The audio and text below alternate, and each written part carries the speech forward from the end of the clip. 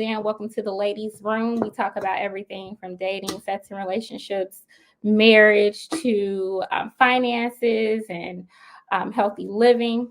We also talk about a lot of societal issues and Black and female relationships. Hit the like button and share. Don't forget to subscribe. All right. So, our next topic, the idea of the strong Black woman. Where does it come from? Is it needed or harmful today? What do you guys think? Who likes to chime in first? I don't know where it necessarily came from because Black women have been strong Black women since, I don't know. Whenever I think of like Sojourner Truth or something like that, which is pretty far back. But her, Phyllis Wheatley, women like that, they were pretty strong Black women, and it wasn't about not needing no man, and whatever the end result is now, I guess. But I mean, even then, that sounded like it came from a place of defense. Went through a whole crack epidemic of mass incarceration. So if you're coming from a family where that woman was the breadwinner and the protector, provider, all those things, I could see her being a little jaded, if that's where we're going with that. But I don't know. I wouldn't say it's harmful because, like I said, Sojourner Truth and Phyllis Wheatley is who I think about when I think of like strong Black women.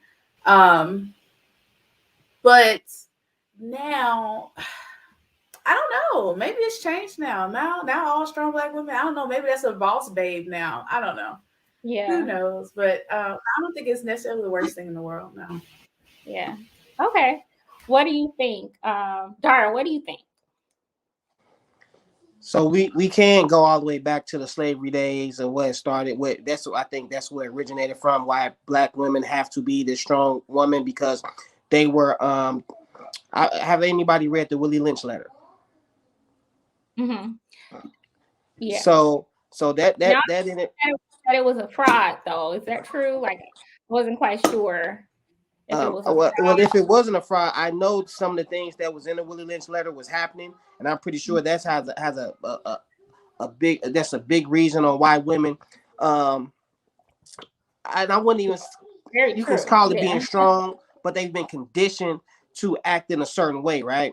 When you're taking someone's kids from them and you're doing things to their son, of course a woman is going to protect her other offsprings in a certain way that's going to make her look like she's the strong Black woman, and of course she is, right? So that's one reason I think, we have the strong Black woman. And then of course there's a lot of different episodes that's happening in the world to get these women in the mindset that they have to be the strong Black woman.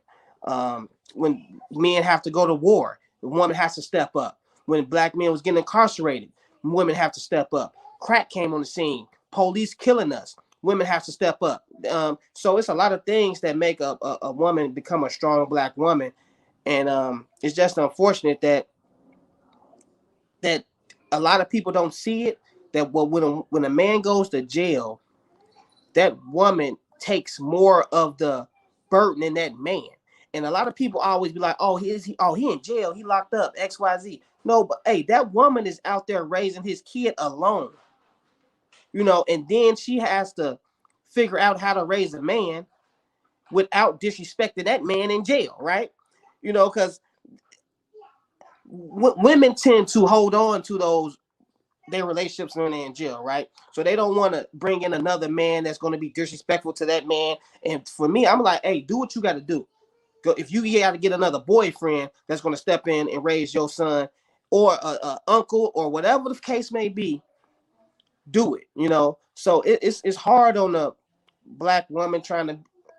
I don't know I don't know actually where it came from, but I know it's a lot of things that made it put the women in that mentality that they have to be the strong Black woman for their man, for their kids, for their friends, for their family, for whoever. When a woman is growing up 11 years old, they taking care of siblings. I never heard a lot of men at 11 years old cooking and cleaning, changing Pampers for the siblings and stuff like that. It's mostly the woman. So And I think that's because men just expect women to be all of that and more.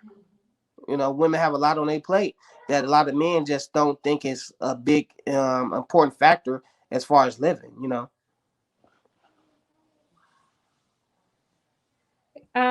What do you think, Mrs. Jovo? When I think of that whole term strong black women, and I think of now that I am at the age that I'm at and the profession that I am in, I think of vulnerability as being strong. I think before, black women being strong was just about enduring and carrying all this weight on our shoulders. And I think in later years, we know that we're human. We bleed like everybody else bleeds. We cry like everybody else cries. We're emotional. We're allowed to be that way. And then the first question behind that is, why do we need to get permission to be vulnerable? Why can't we just fall in that same category with everyone else? I grew up with strong black women, and it was a blessing and it was a curse, because it was just like you saw women who they did it all, and then you saw them not ask for a lot of help and support and tap into resources and think outside the box. You saw women who, I mean, I remember looking at one of my aunts, who at the time was a single mother.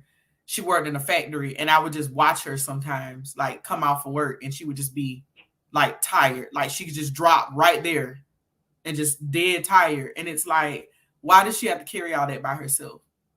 They have a dad. Why does she have to do all that by herself? And it's like, well, she's a strong black woman. We do what we got to do. But can we do what we got to do and learn how to ask for help at the same time? So I think it's a term that's always evolving and changing. And I don't think that it's a dead set definition. But I do think that it doesn't need to be kept in a box. Because my strong black woman story might be different from, misunderstandings, or it might be different from canons. I think it's just, to put in words, being a strong black woman, for me, I don't think it's dangerous. I don't think it's a bad thing. I think it's how you define strong and black. Strong is not always doing everything on your own and by yourself. Strong can be being resourceful, or working smarter versus harder, cutting corners. That can be strong too. So I don't think I think it's just how we look at it and how we define it. And I know we've had the conversation on the show before about, are black women allowed to, find men attractive? Can we go off of looks? Do we have the same rights as other women to look at the dating scene and the relationship scene as other races of women do?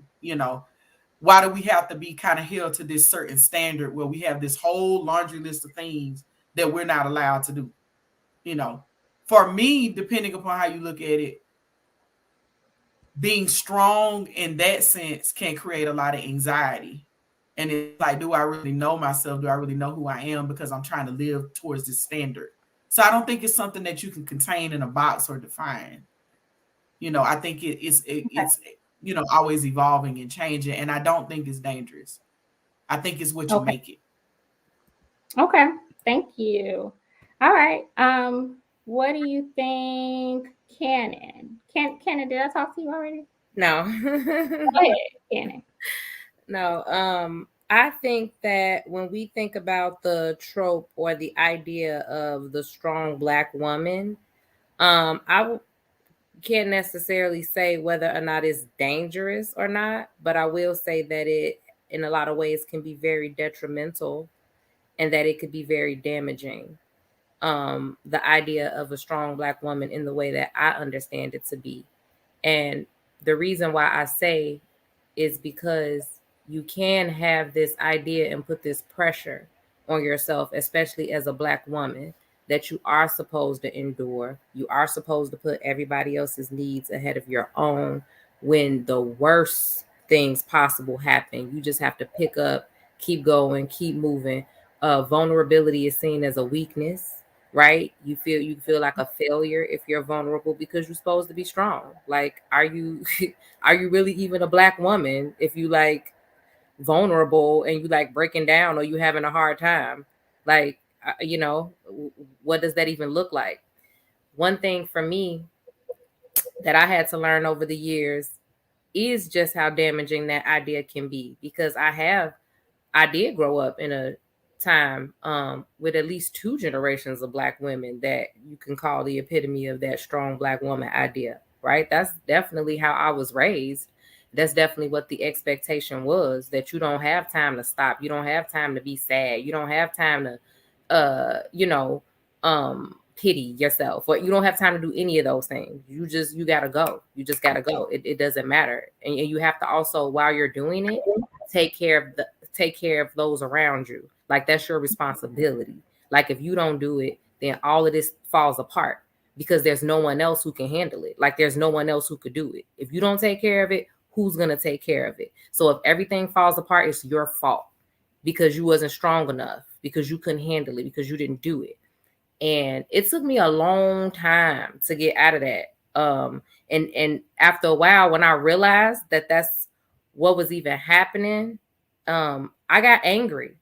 I was very angry that was even like the expectation, that there was a certain level of vulnerability that I was being denied.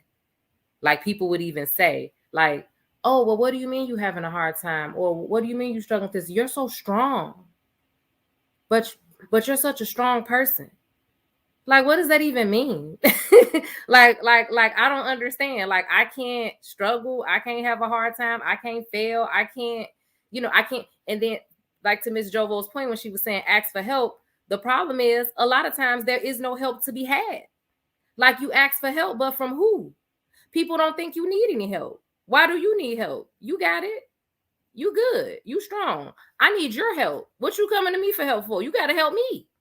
So, like, that is the problem. And like, and it's a huge problem. So I think about, because when I see a lot of these talking points and stuff like that right now, well, I wonder, because I know what I saw growing up, and I know that that's a very small sample size of reality. I never use my personal experience to say this is generally what the case is.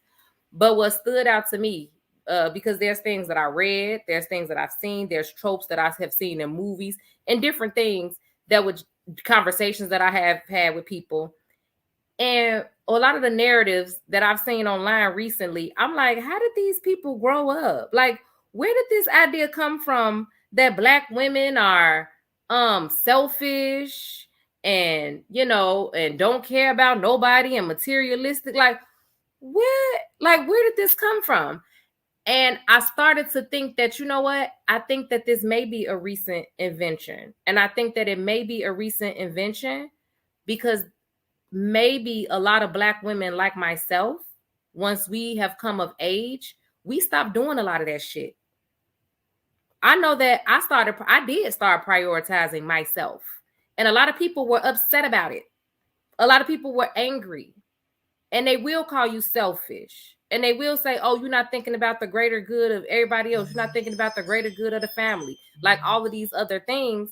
And I was like, you know what? Maybe that is accurate. Maybe people are seeing a shift and they don't like it.